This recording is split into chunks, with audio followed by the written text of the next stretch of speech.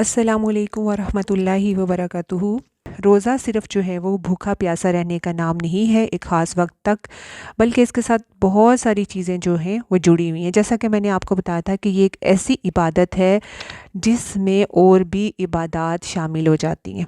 हम रोज़े की हालत में होते हैं और इसी जो है इबादत की हालत में हम मज़ीद इबादत भी कर रहे होते हैं, लेकिन अपनी इस मेहनत को, अपनी इन इबादत को, इनके अजर को बचाने के लिए ज़रूरी है कि हम कुछ आदाब हैं, कुछ असूल हैं, उनको जो है अपने जहन में रखें और उन पे अमल करें और उन चीज़ों से बचना है जो हमारे अजर को ज़ाया कर देंगे और हमारी मेहनत को ज़ाया कर देंगे।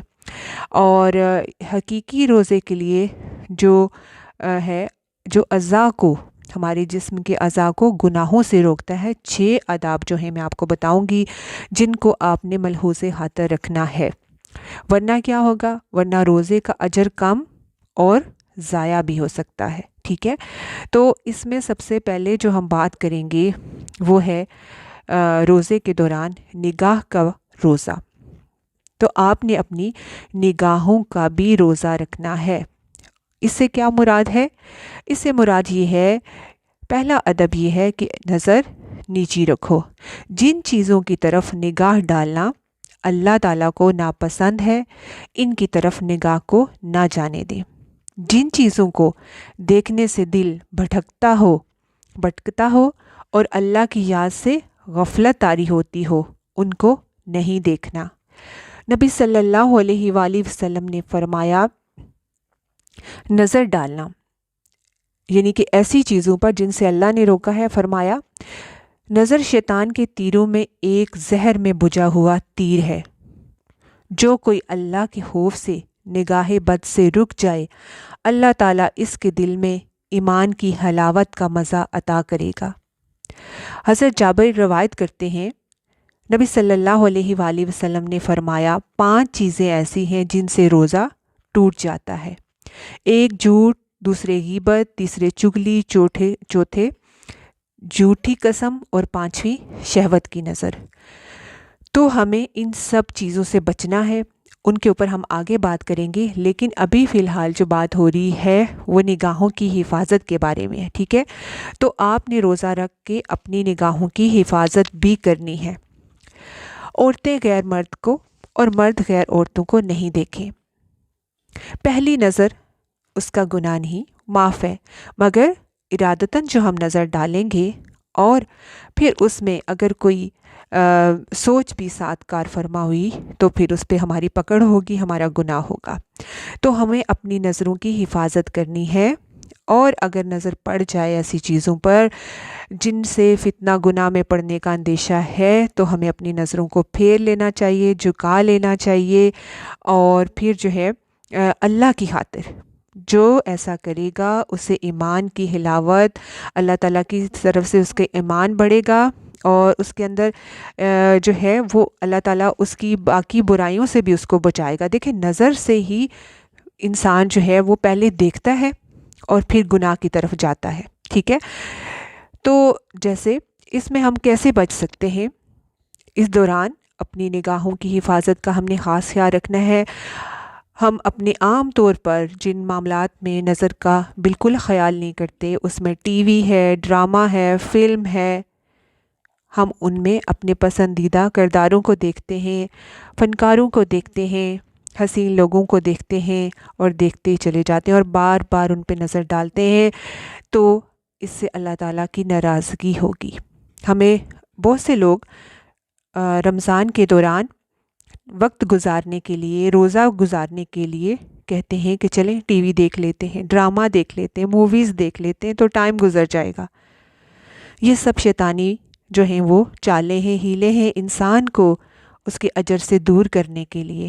तो अपनी निगाहों को बचाना है, क्योंकि इससे हमारा रोज़े पे असर आएगा और हमारे गुनाह लिखे जाएंगे, और जैसे निगाह का भी ज़िना होता है, तो वो गलत चीज़ें जिनकी तरफ हमारी नज़र जाएगी, हम उन्हें देखेंगे तो हमें इसका गुनाह होगा।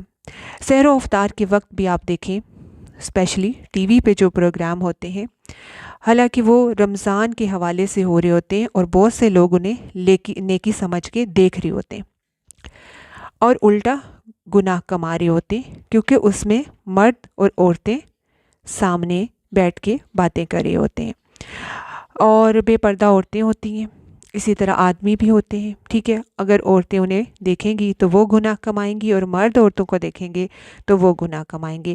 تو ہم نے اپنی نگاہوں کی حفاظت کرنی ہے رمضان میں اور اس کے علاوہ بھی، کیونکہ اللہ تعالیٰ نے مردوں کو بھی نگاہ نیچی رکھنے کا حکم دیا ہے، اور اسی طرح سے جیسے مردوں کو نگاہ نیچی رکھنے کے لیے کہا ہے تو عورتوں کے لیے پردے کا حکم ہے۔ اور نگاہوں کے لیے، عورتوں کے لیے، نظروں کے لیے ہم دیکھتے ہیں سورہ رحمان میں جیسے جنت کی جو عورتوں کے بارے میں بتایا گیا ہے تو وہ نگاہیں نیچی رکھنے والی، جھکا کے رکھنے والی ہیں۔ تو اللہ تعالیٰ کو جو ہے ہماری نگاہوں کا جھکانا، اللہ کی خاطر نظروں کو بچانا پسندیدہ ہے۔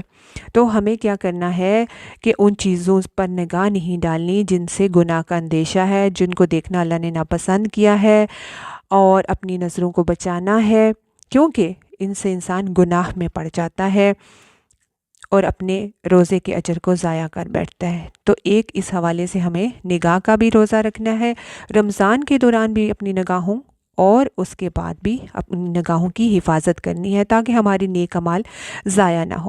پھر اس کے بعد دوسری بات زبان کا روزہ ہے۔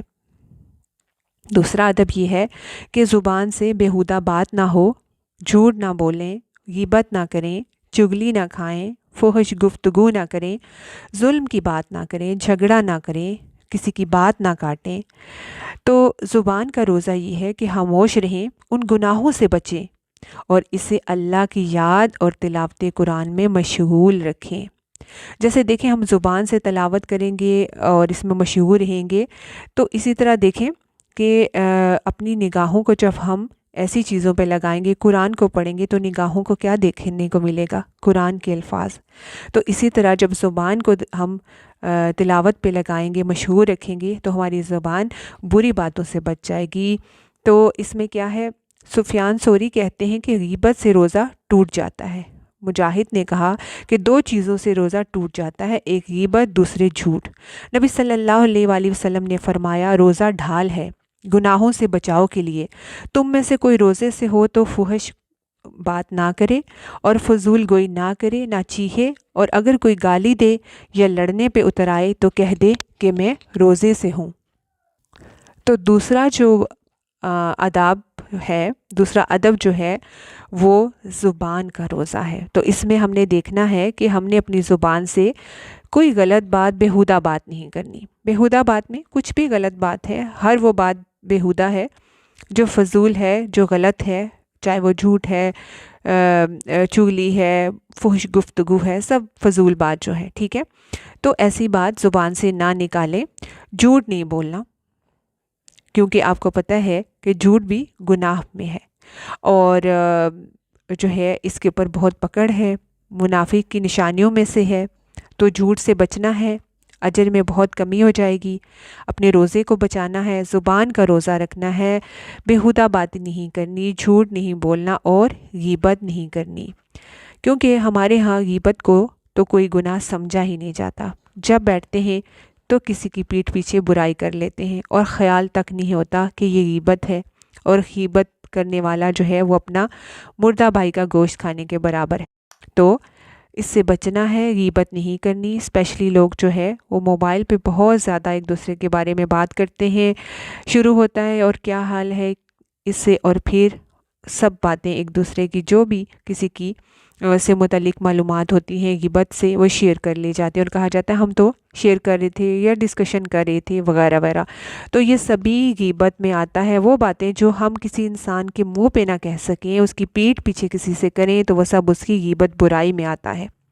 پھر اس کے علاوہ جو ہے چغلی نہیں کرنی۔ چغلی وہی بات جو آپ کسی کی بات کسی تک پہنچاتے ہو، تو چغل خور بھی جنت میں نہ جائے گا۔ تو کسی کی چغلی نہیں کرنی۔ رمضان میں جب بھی بات کریں سوچ سمجھ کے کریں، اور ہمیشہ بات کرتے ہو سوچ سمجھ کے کریں، کہیں جھوٹ تو نہیں، کہیں غیبت تو نہیں، کہیں یہ چغلی تو نہیں۔ اور فحش گفتگو جو ہے وہ تو نامناسب گفتگو، اور ایسی گفتگو جسے ہم لوگوں کے سامنے کر کے ہماری عزت میں مزید کمی ہوتی ہے، اور ظلم کی بات نہیں کرنی، کسی کے متعلق جو ہے کسی پہ ظلم کے حوالے سے بات نہیں کرنی، کسی کے لیے برا نہیں پیچھے سے کرنا، جھگڑا نہیں کرنا روزے کی حالت میں۔ حالانکہ دیکھا گیا ہے روزے کی حالت میں بہت لوگ جو ہیں وہ جھگڑتے ہیں، چھوٹی چھوٹی باتوں پہ لڑائی جھگڑا شروع کر لیتے ہیں۔ تو زبان کا روزہ جو ہے ہم نے خاموش رہنا ہے، جیسے نبی صلی اللہ علیہ وآلہ وسلم نے کہا کہ اگر کوئی تمہیں گالی دے یا لڑنے آئے تو کہہ دو کہ میں روزے سے ہوں۔ تو روزے کی حالت میں آپ اپنے آپ کو جب بھی آپ کو غصہ آئے، کوئی زبان سے کچھ برا نکلنے لگے تو خود کو روک لیں کہ میں روزے سے ہوں اور میں نے اپنی زبان سے بھی کچھ غلط نہیں نکالنا۔ تو دوسرا ہمارا جو ادب تھا وہ یہ تھا کہ اپنی زبان کو غیبت، چغلی، جھوٹ، فحش کلام سے، ظلم کی بات سے، جھگڑا نہیں کرنا اور ان سب باتوں سے بچانا ہے۔ اپنی زبان کو اچھے کلمات کے ساتھ، اچھی باتوں کے ساتھ رکھنا ہے، دوسروں کے ساتھ اچھے اخلاق سے بات کرنی ہے۔ اچھی بات بھی آپ کا بہترین صدقہ ہوتا ہے۔ اور اس کے علاوہ تلاوت قرآن، تسبیحات، اس میں اپنی زبان کو رکھیں گے، مشغول رکھیں گے تو آپ کا روزہ بہترین روزہ ہوگا۔ پھر اس کے بعد جو ہے وہ آ گیا کان کا روزہ۔ تیسرا ادب جو ہے وہ ہے کان کا روزہ۔ تو کان کے روزے میں ہم دیکھتے ہیں کہ یہ کیا ہے، اس میں ہے کہ جن باتوں کو دیکھیں زبان سے نکالنا حرام ہے نا، ان کو سننا بھی حرام ہے۔ اسی وجہ سے اللہ تعالیٰ نے کانوں سے جھوٹ سننے والوں اور حرام کا مال کھانے والوں کا ساتھ ساتھ ذکر کیا ہے، جیسے سورۃ المائدہ میں ہے، یہ کان لگا کر جھوٹ سننے والے اور حرام کا مال کھانے والے ہیں۔ اسی طرح پھر اس میں سورہ المائدہ میں ارشاد فرمایا 63 آیت میں، کیوں ان کے علماء اور مشائخ انہیں گناہ کی بات کہنے اور حرام کھانے سے نہیں روکتے۔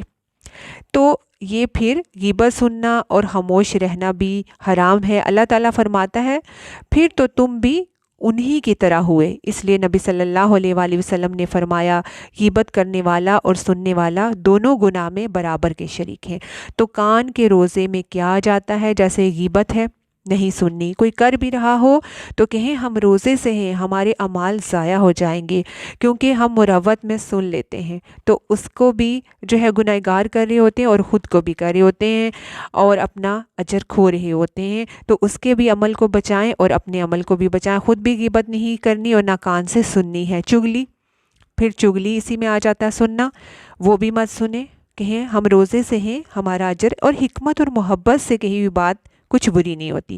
پھر اسی طرح سے فحش باتیں کان سے سننا، غلط باتیں سننا، اس میں آپ دیکھیں فحش باتیں بہت ساری ہیں، فلم ہے، ڈرامہ ہے اور میوزک ہے۔ اس میں خاص طور پہ فلموں میں کیا ہوتا ہے، سب فحش باتیں، میوزک، ڈراموں میں، اور ویسے بھی وہ ایک حرام کام ہے جو اللہ تعالیٰ نے منع فرمایا ہے۔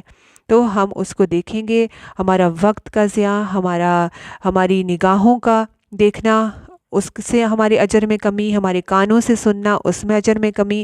تو لہٰذا ہمیں اپنے کان کو بھی روزے کے دوران ان چیزوں سے بچانا ہے تاکہ ہمارا روزہ بہترین روزہ ہو اور ہمارے اعمال بچ جائیں۔ اور یہ صرف رمضان ہی کے لیے نہیں ہے، اللہ تعالیٰ نے ہر دن ہر وقت کے لیے یہی باتیں ہم سے چاہی ہیں، ٹھیک ہے۔ پھر اس کے بعد دیگر اعضاء جاتے ہیں۔ دیگر اعضاء میں جیسے ہیں ہمارے اس میں ہاتھ ہیں، پاؤں ہیں، اور ہمیں دیگر پورے جسم کو ہم نے اپنے گناہوں سے بچانا ہے، ٹھیک ہے۔ اس میں ہم نے اپنے پورے جسم کو گناہوں سے بچانا ہے۔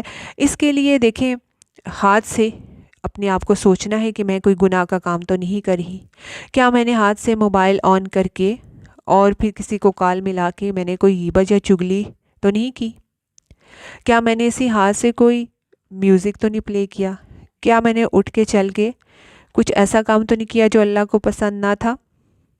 اسی طرح ہم اپنا پورا جائزہ لیں گے کہ ہمارے پورے اعضاء بھی اسی طرح اللہ کے فرما بردار ہیں یا نہیں، ٹھیک ہے۔ تو ہم نے، اور دیکھیں پھر ہمارا اگر ہم بازار گئے یا ہم کہیں باہر گئے تو کیا ہم نے اللہ کے حکم کے مطابق اپنے آپ کو ڈھانپا؟ رمضان کے دوران کیا ہم نے اللہ تعالیٰ کی اپنے جسم کے اوپر بھی پوری جو ہے وہ اس کی حکم کی پاسداری کی؟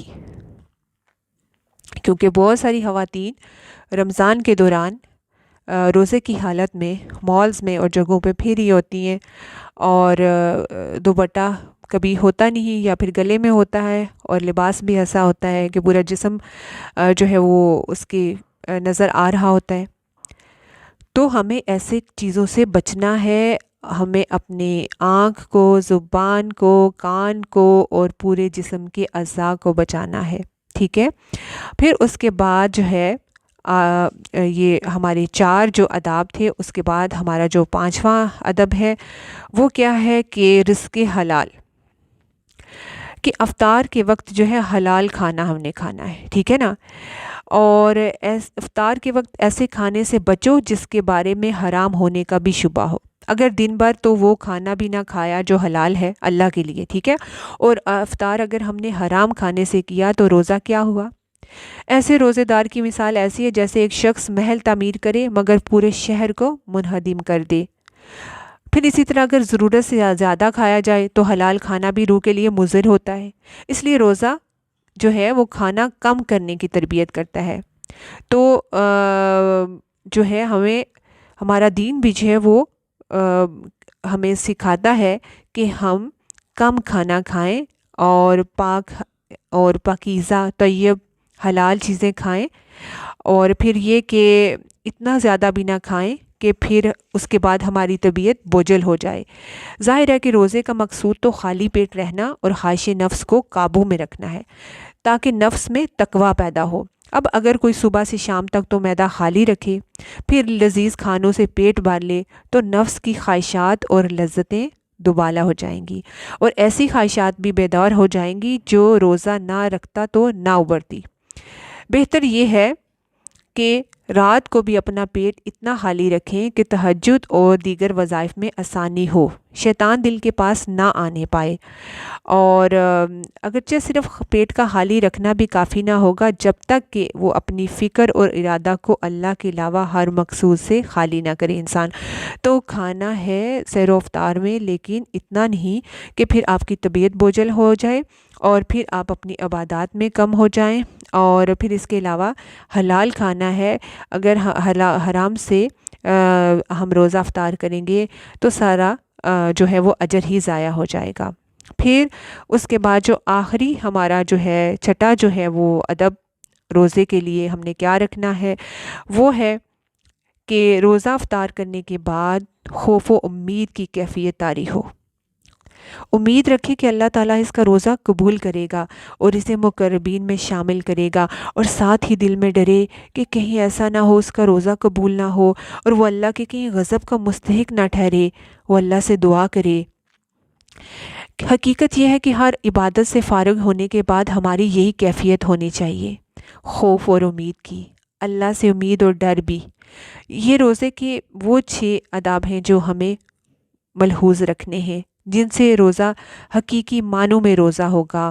اور رسول اللہ صلی اللہ علیہ وآلہ وسلم نے فرمایا، روزہ ایک امانت ہے، ہر ایک کو اپنی امانت کی حفاظت کرنی چاہیے۔ جب آپ نے یہ آیت پڑھی کہ ان اللہ یأمرکم ان تؤدوا، آپ صلی اللہ علیہ وآلہ وسلم نے یہ آیت پڑھی سورۃ النساء، اللہ تمہیں حکم دیتا ہے کہ امانتیں اہل کے سپرد کرو، تو آپ نے اپنے دست مبارک کو اپنے کان اور آنکھ پر رکھا اور فرمایا کہ کان سے سننا اور آنکھ سے دیکھنا بھی امانت ہے، ٹھیک ہے۔ تو کوئی اگر ہم سے بات یا کچھ کرتا ہے اور ہمیں منع کرتا ہے کسی کو کہنے کے لیے، یا ہم کچھ دیکھتے ہیں تو کوئی منع کرتا ہے ہمیں دوسرے کو بتانے کے لیے، تو وہ بھی ہمارے لیے امانت ہو جاتی ہے۔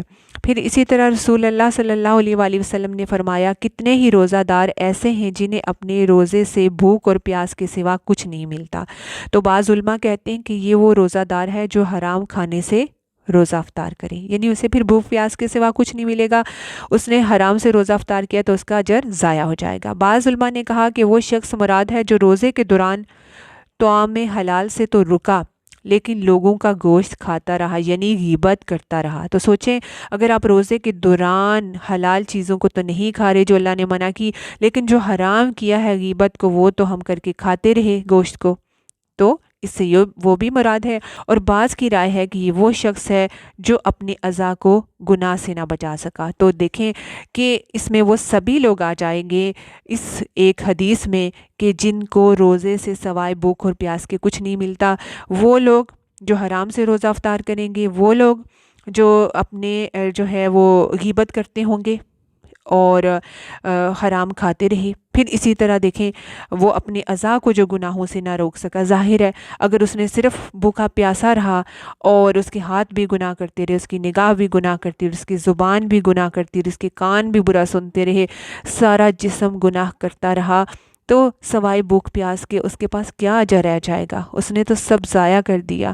کیونکہ دیکھیں روزے کا اجر ملنا ایک الگ بات ہے، لیکن اگر اس کے ساتھ آپ گناہ کرتے جاتے ہیں تو آپ کی نیکیاں ختم ہوتی جائیں گی۔ جیسے آپ نے نیکیوں کے بیگ میں ایک سوراخ کر لیا اور اس میں سے نیکیاں نکل کے گرتی رہی، تو کیا بچے گا شام تک؟ ٹھیک ہے، تو ہم نے کوشش کرنی ہے اپنے روزے کو جو اتنی محنت سے ہم رکھتے ہیں، پھر اس کے دوران بہت ساری عبادات بھی ہم کرتے ہیں، تو ان سب کو، ان کے اجر کو بچانا ہے، شیطان کے پھندوں سے نکلنا ہے، ان سے بچنا ہے، اپنی نگاہ کو، زبان کو، کان کو، ہاتھوں کو، پورے جسم کو اللہ کی راہ پہ لگانا ہے اور شیطانی رستوں سے بچانا ہے، حرام کاموں سے بچانا ہے۔ اور یہ صرف رمضان کے لیے نہیں، ہمیشہ کے لیے اللہ تعالیٰ کو ہم سے یہی چاہیے۔ اللہ تعالیٰ ہمیں صحیح سمجھ کی، عمل کی توفیق عطا کرے۔ مزید انشاءاللہ رمضان کے حوالے سے بات کرتے رہیں گے۔ السلام علیکم ورحمۃ اللہ وبرکاتہ۔